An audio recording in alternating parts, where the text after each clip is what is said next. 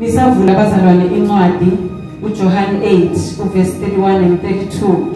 Lithi ngakho ke Jesu wakhuluma kulamaJuda labesakholiwe nguye wathi nanime emavini ami nibafunzi bami sibili niyawuladi liqiniso neliqiniso liyawunikhulula. Hallelujah.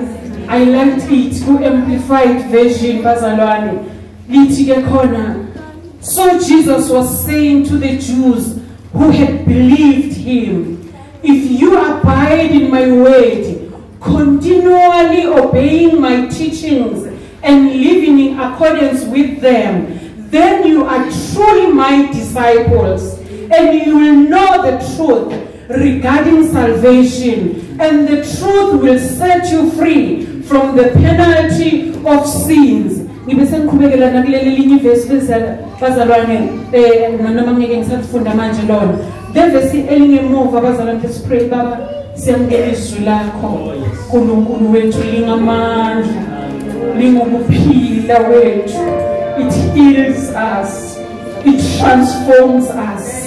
Lizwi lakho wena wethu uNkulunkulu alikhe linye lingacomparishwa nalo lingeka Jehova Sibaoth umdali wezulu nomhlaba uNkulunkulu ophilayo nasekuseni silekelele ngalo Nkosi siphume kule ndawo sibambizwi egameni lika Jesu. Hallelujah. Bazalwane, this topic came Bishop uma efundisa la since ngiqalile ukusebenza naye pulpit ngaleyo ndlela uma efundisa umoya ongcwele put in my spirit the next sermon ekufanele mina ngiqhubeke kuyo. Hallelujah. I submit phansi kwakhe bazalwane ngishilo ngiyasubmit la kuye ngiyafunda la kuye yesingumfazi kuye ngiyasubmita but even nangokwenkonzo bazalwane I submit. So ngiyavumela lokho umoya ongcwele akwenzayo ukuthi angifunde kuye.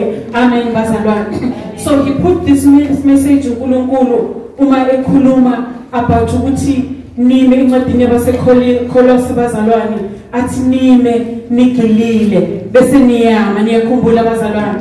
Then he put the message uNkulunkulu ukuthi yima ezwini likaNkulunkulu mathi bese niyama waqhubeka la kimoya ongcwele ukuthi sima kuphi yima ezwini likaNkulunkulu. Hallelujah. In this verse bazalwane uJesu ukhuluma kade ekhuluma nabaFarisi ngenhla bangamqondi ukuthi ubani ekhuluma nabo uNkulunkulu. On the previous verse bazalwane uJesu sekhuluma ke la eBhayibhelini likhuluma ukuthi kwaba namaJuda amaningi asindiswayo uma uJesu echaza ukuthi yena ubani nobaba inkosi yomsa imbusisi.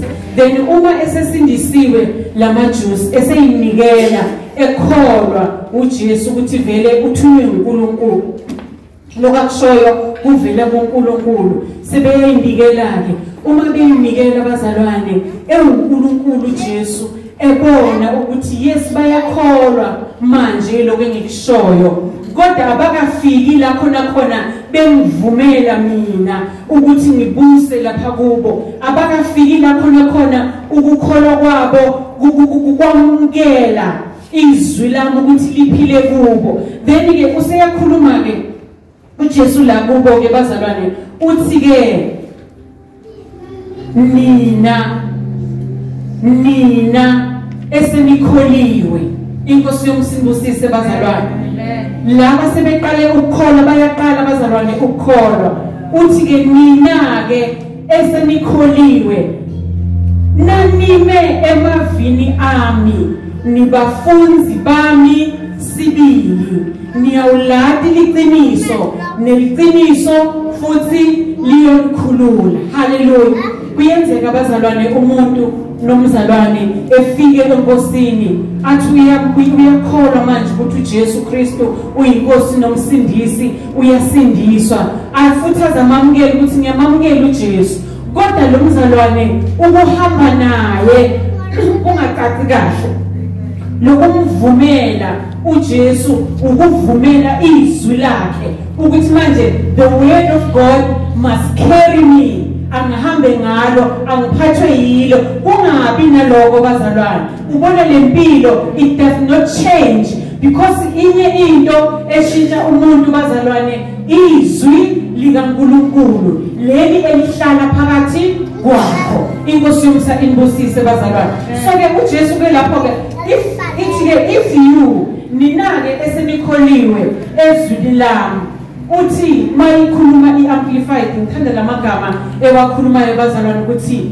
welcome the word of God emakhaya bazalwane bakhona isivakashi esifikayo sifike sisenze njani bazalwane masibokode eminyango sithi come in siyam welcome ukuthi akangena ngithi noma sengenile bese siyasho ukuthi hayi siyakwamukile la ekhaya ukukwabiyela mhlambe noma kumuntu esingamazi noma ngabe umuntu esimaziyo sithi ke siyakwamukela la khaya siyakhuluma lokho ngithi bazalwane uthi kuJesu ke welcome my word lamukeleni izwi lami haleluya ngoba kuyenzeka bazalwane size enkonzweni silizwe kodwa singalamukeli uthi ke lamukeleni izwi lami welcome my word njengoba manemukela umuntu ofikile ekhaya then uthi ke futhi welcome my word like being at home with the word being at home with the word asikhubeke khona la esivakashini bazalwane isivakashi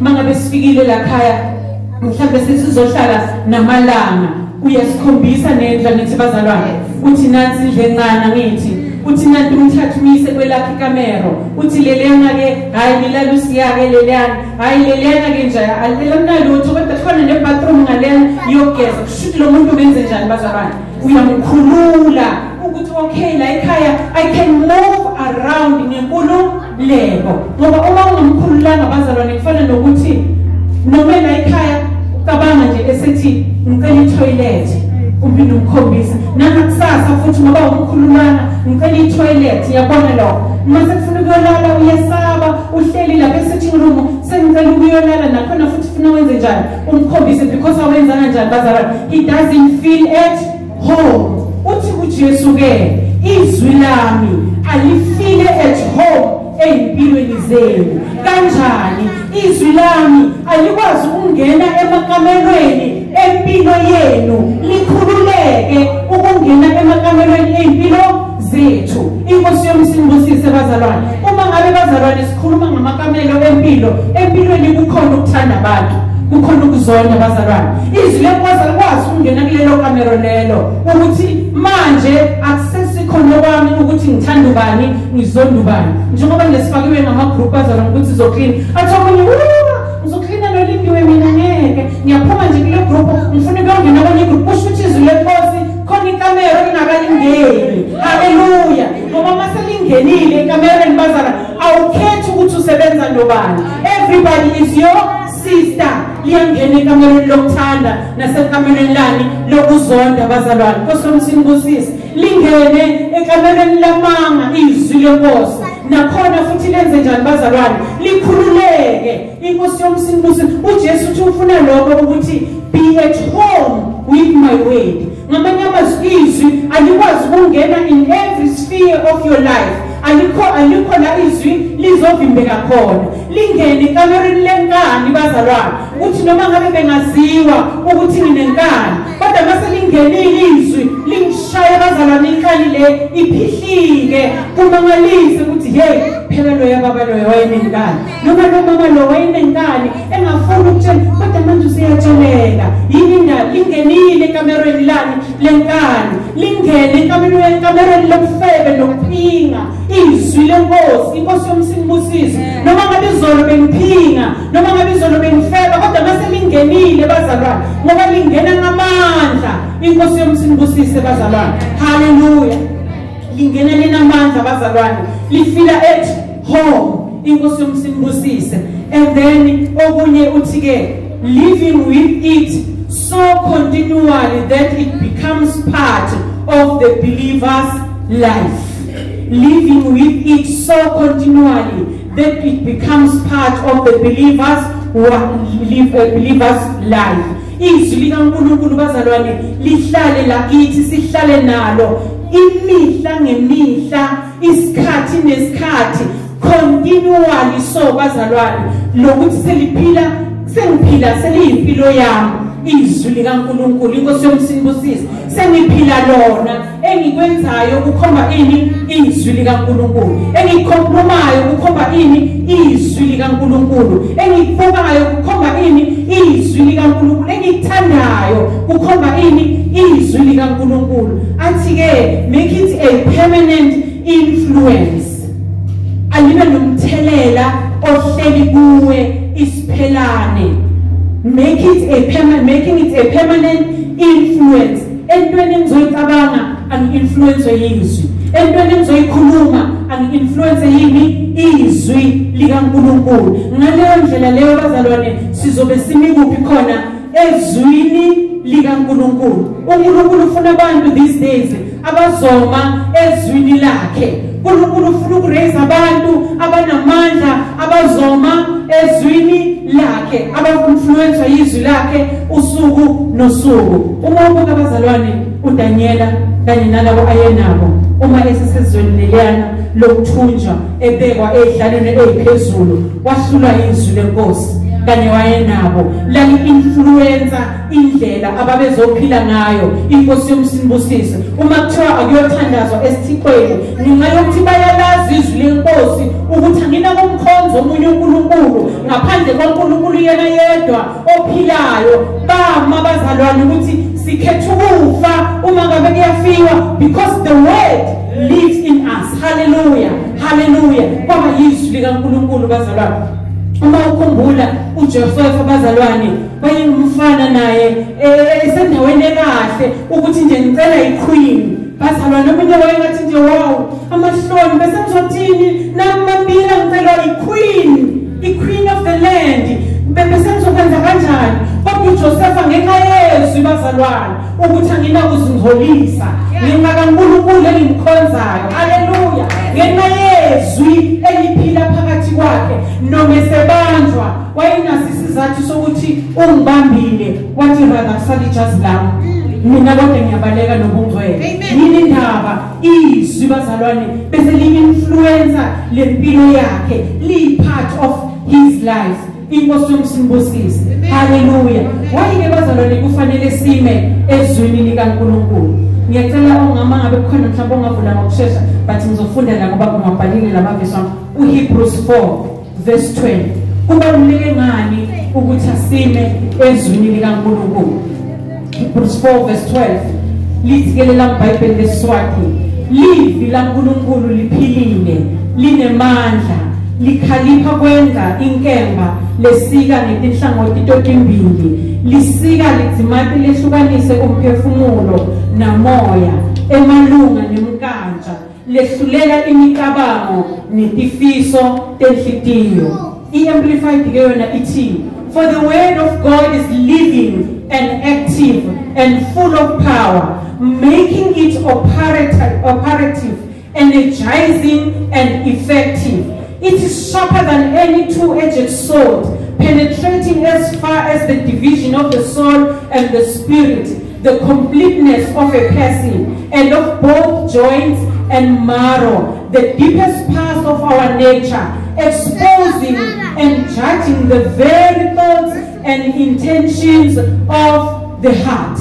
Hallelujah. Ngithanda amplified la ngendlela elibeke ngayo ukuthi izwi likaNkulunkulu liyaphila futhi li-active futhi linamandla ngamanye amazwi ukuthi lisho ukuthi liya-operator futhi liya-energizer uma singenile kithi bazalwane and futhi lezwi li-sharper than any two-edged sword penetrating as far as the division of the soul and the spirit ngamanye amazwi ukuthi lifinyelela ku the real nature yomuntu inkosi yomsinibusise the completeness yomuntu ukudivide isoul and the spirit uma kuchazela ngesiZulu thina konke sithi umoya ngibona lokho bazalwane but iBhayibheli ngiyakholwa ukuthi niya understand ukuthi lisho ukuthini kanjani that is our deepest nature the way is lenkosi likhaliphe ngayo the way is lenkosi lipenetrate ngalo liyakwazi ukuhlukanisa kuma emotions ethu singenza izinto senziwa ngama emotions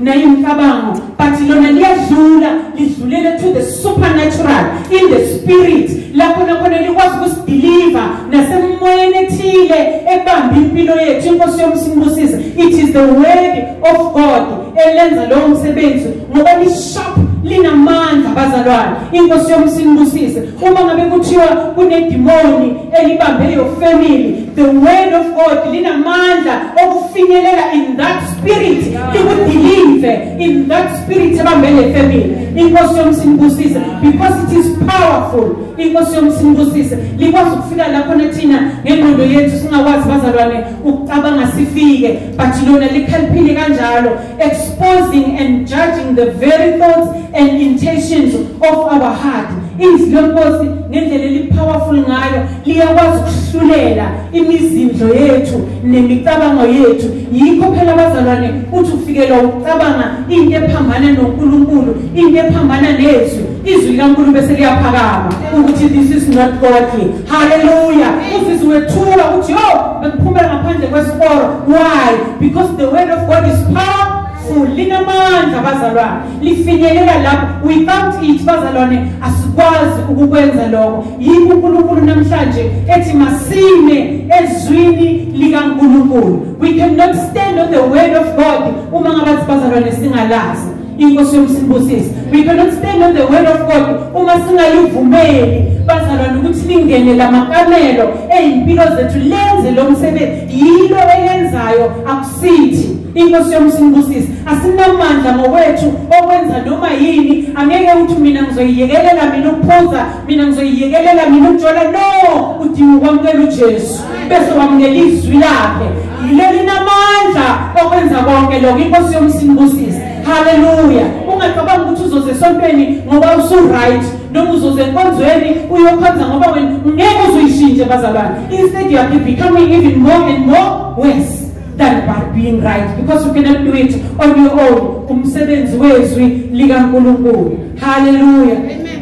Izwi likaNkulunkulu bazalwane lifana nomuntu oya kodokotela kuma surgeons. Ama surgeons anti babonzuzela abantu abahlinzayo ne. Lifana kanjalo bazalwane, lo muntu ohlinzayo bayafaka emishinini babone ukuthi lesigadla sikuphi. Njengamanje lesigadla sila, babona ukuthi mambiyela legadla sikho 1 ziwu3 ezinkulu ziningi nezincane. Usethi-ke le ntombazane umsebenzi usafuna wenzeke la entanyeni yakho mambiyela mkhulu, wangithusa ngabaleka bazalwane kuze manje lo ngisabalabaleka ngifuna ingqondo yami ibe in terms ukuthi okay now I'm doing it because ngizwe la mabengitshela lo. So a surgeon iyazi ukuthi iyakuphi iyokhipha ini. That is the work of the word of God. Izwi likaNkulunkulu bazalwane liyadiagnosa, lisho ukuthi yini into ekuhluphayo. Inkosi yomsimbusise, lesikhathi uvumela lona awukwazi ukungayiqondi ukuthi wena umephi, awukwazi ukungayiqondi ukuthi wena wehlulwa yini, because once wamukela lezwi likaNkulunkulu. Yikho bazalwane uma ngabe likhulunywa la izwi lenkosi ngosukumayo ungatshelwanga muntu ukuthi sukuma lindiwe, sukuma uyinikele. Akekho umuntu nje osho njalo, but yini? It's because the word of God selidiagnosile ukuthi inkinga ikuphi, bese uyasukuma uthi ngiye phambili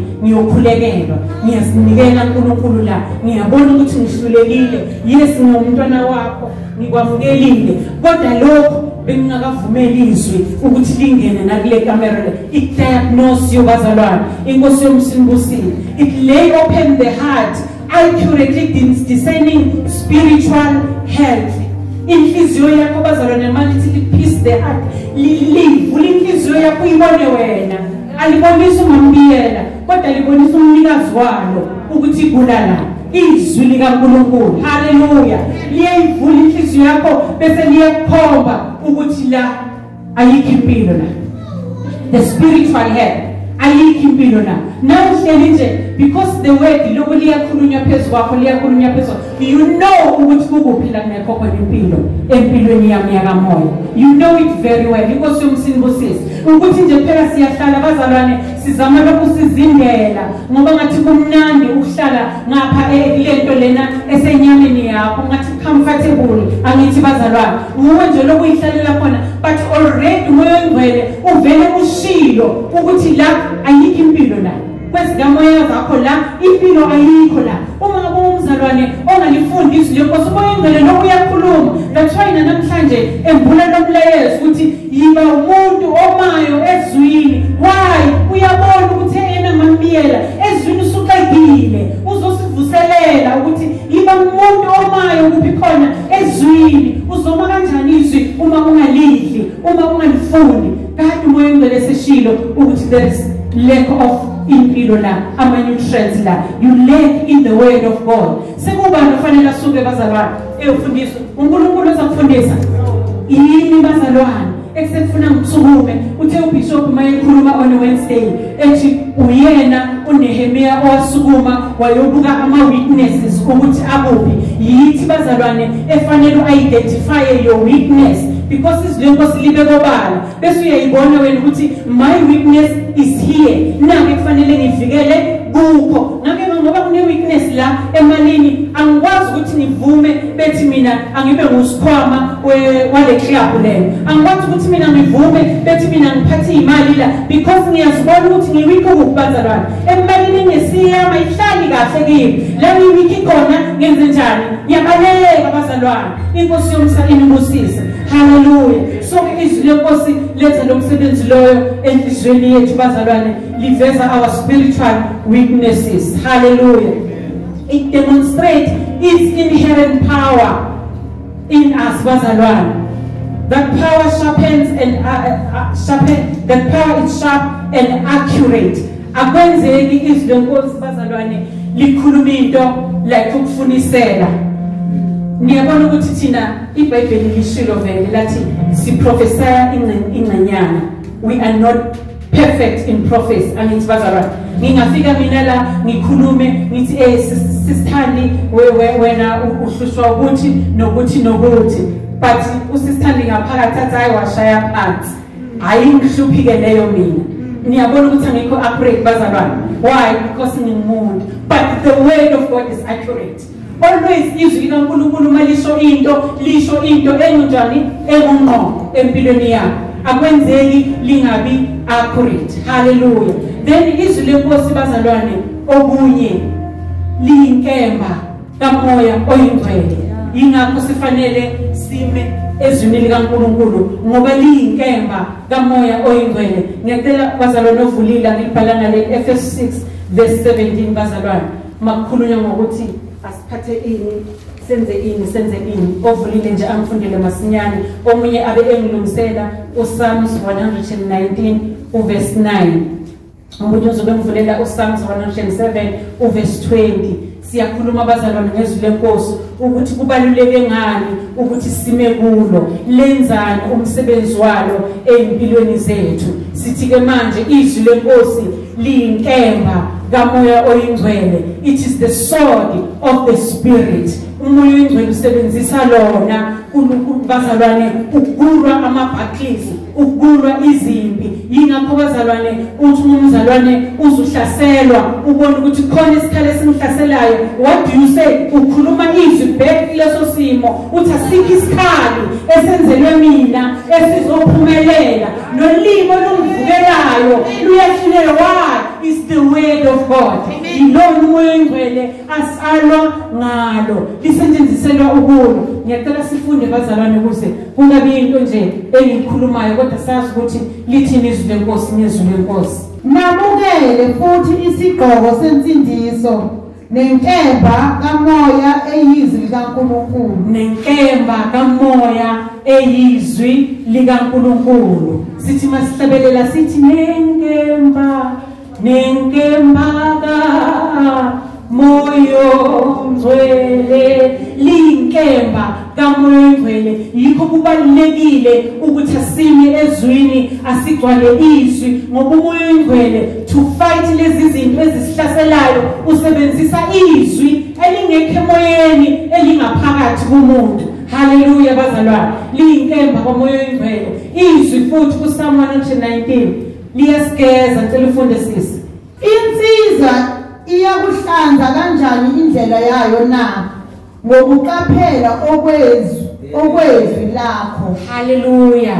Insizwa iyakuyihlanza kanjani izwi layo na ngokuqaphela okwezwi likaNkulunkulu. Indlela yethu ukuzibe ngehlanzekile siqaphela ini bazalwane? We take heed of the word. Yikho Josepha akhona ukuphumelela because the word was in him. Inkosi yomsimbusi indlela yakhe yenza njani? Yahlanzeka, akasalanga semahlazweni kuleyo ndawo leyana akahlulekanga. That's why uNkulunkulu wazogcina wenza imishini ngaye ayeyifunile ukuyenza ngama-Israyeli eGibhithe because uJosepha wabambelela ezwini likaNkulunkulu. Indlela yakhe yahlala ihlanzekile. Nathi bazalwane, uma indlela yethu izohlala ihlanzeka sifanele sime ezwini likaNkulunkulu. Inkosi yomsimbusisi it cleanses hearts uma siligcina kuyo. Psalm 107 verse 20. Wathuma izwi lakhe wabaphilisa wabakhulula emathuneni abo. Hallelujah. The word of God has the healing power and the power to deliver from oppression. Yini ndaba sime ezwini leNkulunkulu ukuthi linamandla okuphilisa izwi likaNkulunkulu. Uma sikhuluma leli lizwi sithi ngemivimbo yakhe siphilisiwe, sikhuluma ukuphila kithi bazalwane, sikhulula yini izwi likaNkulunkulu bazalwane. Apart from it bazalwane asikwazi nokusho lutho uma singalazi lona sihlaselwa ukugula, asikwazi ukukhuluma lutho. Yikho kubalekile ukuthi aligcwale kithi izwi likaNkulunkulu ngoba liyasiphilisa bazalwane, lisikhulule, lisideliverishe la sifundezelwa khona. 119 verse 11 bese uzongibukela no24 verse 11. Enhliziyweni yami ngiyalonda izwi lakho ukuze ngingoni kuwe. Hallelujah. Ngiyalonda izwi lakho enhlizweni yami ukuze ngingoni kuwe. Izwi likaNkulunkulu elizosikhipha esonweni. Uma sidina lona bazalwane angeke size sone kuNkulunkulu. Inkosi yomsimbusisi, whoever keep the word of God akoni kuNkulunkulu. Inkosi yomusa imbusise. Sisona kangaka nje bazalwane ukuthi asinalo lezwi noma asigcini lezwi noma asikalivumeli lezwi ukuthi alingene kulamakamero anama witnesses ethu likwazi ukusinqobela la empilweni yethu bazalwane. 119 verse 24. Ubufakazi bakho kuyintokozo yami kungumluleki wami. Hallelujah. Lela mBhayibheli lithi ke tifundiso takho tikujabula kwami ngobe ngito letibeluleki bami. Timfundiso takho tikujabula kwami. Ngito letibeluleki bami. Umuntu ululeka izwi bazalwane. Yazi ungakhuluma kumuntu umkhanselise psychologist have tried bazalwane. Omunye abuye athi ngwahambile ama-psychologist but akungisizi lutho. But once wafika ezwini likaNkulunkulu wamnika izwi likaNkulunkulu athi ngibona umehluko. Why? Because the word of God yilo elisikhanselishayo, yilo eliselulekayo endleleni yethu yokukholwa bazalwane. So ke ifundiso zalo lezi selulekwa yilo. Asidingi nokuthi sesambe sibuza ukuthi kuyisono yini ukuthi kuyisono yini ukwenza ukuthi, because the word of God in us is our counselor. Hallelujah bazalwane. Uma sigcina lona bazalwane sine source lapho nakhona sithola khona i-counseling ne-guidance. Psalm 119 verse 28. Ngiyaxolisa bazalwane ukuthi ngiyashesha ngenzela ukuthi ngathatha isikhathi eside. We can finish ama-Sundays amaningi sikhuluma ngezwi lenkosi ukuthi why kufanele sime ezwini lenkosi, and then ubungilungisela no verse 93. Umphefumulo wami uyakhala ngosizi ngivuse ngokwezwi lakho. Amen. Lusizi selungicethe emandla ngiqinise njengelivi lakho. The word of God is the source of strength. siyahlaseleka empilweni bazalwane, sihlaselwe yilokho nalokho kusenze sibe weak, kusenze sibe lusizi, but masifika ezwini likaNkulunkulu ila sithola khona ini bazalwane? Amandla, li source of amandla. Uma ungenalo izwi lenkosi ungadina uphelile, because liyaletha izwi likaNkulunkulu elingabe likunikeza amandla ngesikhathi esithile ocindezeleka kuzo. Hallelujah. Verse 93. Angikukhohlwa kuze kube phakade iziyalezo zakho, ngokuba ungiphilisile ngayo. Hallelujah. The word of God imparts life. Linikeza impilo. Uthi ke lona ke ngingeke ngidikhohle timiso takho ngobe ungiphilisile ngado. Umuntu nomuntu landini unobufakazi, uyazazi ukuthi yazi bengifile, kodwa ngenxa yezwi likaNkulunkulu elihlala kimi sengiyaphila. Sengiyezwa noma ngihamba ukuthi yazi since ngamukela uJesu ngahlala izwi ngenze njani bazalwane? Ngiyaphila. It impacts life. Engithanda ngezwi lenkosi nalempilo akusiyo egcina la, kodwa ngiyaphakade bazalwane. Usunalethemba lempilo ephakade because of the word of God, ukuthi it imparts life. Sithi sesedlulile ekufeni singena ukuphileni okungunaphakade. Why? Because of the word of God. Hallelujah. UJohn 1 verse 1 bazalwane. Ekuqaleni wayekhona ulizwi, ulizwi wayekuNkulunkulu, ulizwi wayenguNkulunkulu. Hallelujah. When we come into the word of God, we come into Jesus himself. IBhayibheli lithi ekuqaleni lelizwi elikhuluma ngayo la kuJohane likhuluma ngoJesu, inkosi yomsa inbusiso, uye lona owulizwi. So uma uza ezwini ungena kubani bazalwane? Ungena kuJesu. How are you going to discover Jesus if you don't have the way? You discover uJesu empilweni yakho ngobunani bazalwane? Unezwi, ngobuvumele izwi empilweni. That's how you discover uJesu. Awudini nje ngokumuzwa ekhulunywa ngabanye, kodwa wena uqobo lakho uthola ukumazi ukuthi kanti lo Jesu ungubani, because you have the word vele elinguye uJesu empilweni yakho. Hallelujah bazalwane. Sengcina bazalwane kunene incwadi engifuna ukugcina ngayo, Revelation 3 verse 7 no 8. Ngizoyifunda ke bazalwane la ukuze ngisheshe. Lithi, to the angel of the church in Philadelphia write, these are the words of him who is holy and true, who holds the key of David. What he opens no one can shut, and what he shuts no one can open. I know your deeds. See, I have placed before you an open door that no one can shut. I know that you have little strength, yet you have kept my word and have not denied my name. Ngesiswati lithi, bhalela ingilosi yelibandla lasePhiladelphia uthi, nalivi leliphuma kuye longcwele loliqiniso lonesikhiya saDavide lovula kungavali umuntu avale kungavuli umuntu. Uthi, ngiyayazi imisebenzi yakho, lalela la, ngikuvulele umnyango kude namunye longawuvala. Ngiyazi ukuthi unemandla lamancane, kanzi livi lami uligcinile, nempilo lami awuzange uliphike. Uthena thi, njengoba uligcinile livi lami lekuqinisela nekubeketela, ngitakugcina ngesikhathi sekulinga lesitawufika emhlabeni wonke, sitawulinga bonke labo labahlala emhlabeni. Ngiyende masinyane, ngiyeta masinyane, bambisisa lokho lonako kuze kubeke umuntu lokwamuka umchele wakho. Hallelujah. Ukhuluma nale bandla leli lasePhiladelphia uthi, le bandla leli ngikuvulele umnyango. One, uthi ngiyayazi imisebenzi yakho, ngoba uNkulunkulu uyayazi imisebenzi yethu sonke bazalwane ezisila.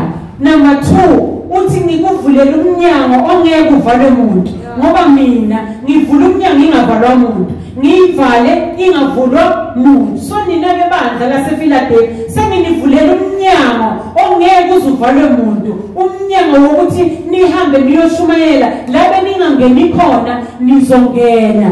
Uthi ke ngiyenazi namandla enu vele mangakanani mancane kodwa kuwe lamandla mancane mina sengenivulele iminyango kuchaza ukuthini lokuthi lamandla mancane uthi ngiyanazi ukuthi nina you are dependent people hallelujah ujabuliswa yiloko bayithi lamandla mancane ukuthi you are always dependent on me anizethembi nina anishaya isifuba ukuthi mina nginamandla mina prayer warrior mina worshipper mina no always uncika kuNkulunkulu uthi ke ngoba kuba dependent kanje kimi I'm opening doors for you hallelujah uthi why am I opening the doors for you ukuthi nigcine izwi lami noma ninamandla amancane ngokuthi nje nigcine yini bazalwane izwi lami iminyango kesenenze njani ngiyanivulela yona inkosi yomsinibusisi yazi bazalwane empilweni zethu kuneminyango ebukeke ukuthi uyavula ivalekile let us check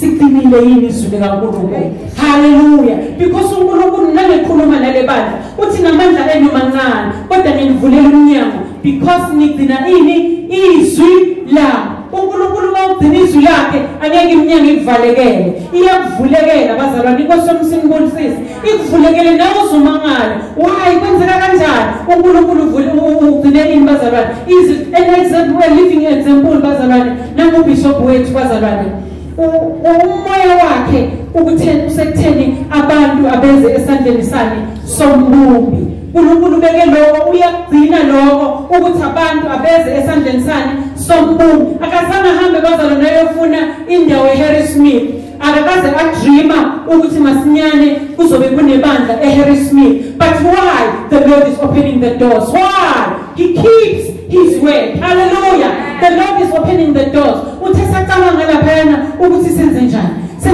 ubani uzophatha the very same person uNkulunkulu athi akathengele labandla wathi mina ngiyakuthuma hamba uyosebenza lapha and the work has started bazalwane uyashumayela usisusa Ready Smith njengoba ngikhuluma naye la ebesinaye Good Friday usisibusi bazalwane izolo uyasenda uthengile amaphasela okudla uthengela abantu abazoza kuphi khona enkonzweni uyasimanga already God has prepared bazalwane uvula iminyango inkinga ikithi ukuthi sililonde siligcinile yini izwi likaNkulunkulu but what uNkulunkulu has prepared everything and I'm also preparing incebo ezoyakhona inkosi yomsinibusisi uyakhala umntana abantu ukhala ngeisebenzi athi inkosi ngiphi isebenzi ezizothembeka ezizobambisana nami zingali nami inkosi yomsinibusisi bazalwane from the deacons the elders esinabo abantu abagcwele umoya wokusebenza hallelujah wayemfundisa kulungele lapha ebazalwane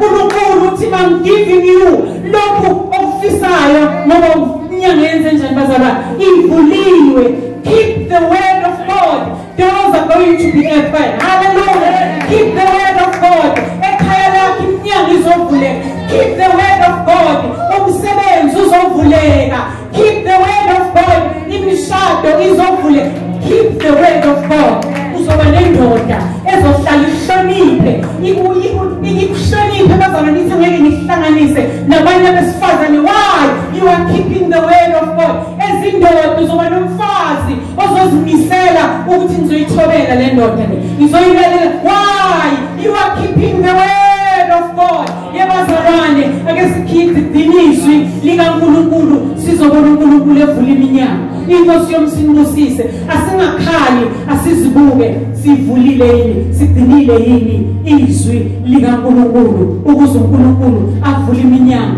makuchazwa laba basePhiladelphia kuthiwa bebengakwazi nokuyongena emasinagogeni bebevalelwe because they were even few nangenamba bazalwane veleke bengenamandla kangakanani bona they always rely on God inkosi yomsinibusisi uthi senginivulele nizongena nasemasinagogeni niyoshumayela khona izwi lami bazalwane sengcina gcinani izwi likaNkulunkulu iminyango izovuleka lokhu uNkulunkulu ebekwenza ebandleni laqala yilo ngafuna ukwenza namuhla ebandleni lakhe bazalwane mayithi uNkulunkulu lethani kimi okwashumi musukugodla khipha gcina izwi likaNkulunkulu umbona uNkulunkulu evula iminyango inkosi yomsinibusise bazalwane ilelo engcina ngalo namhlanje ukuthi iminyango iyavuleka just because you have kept the word of God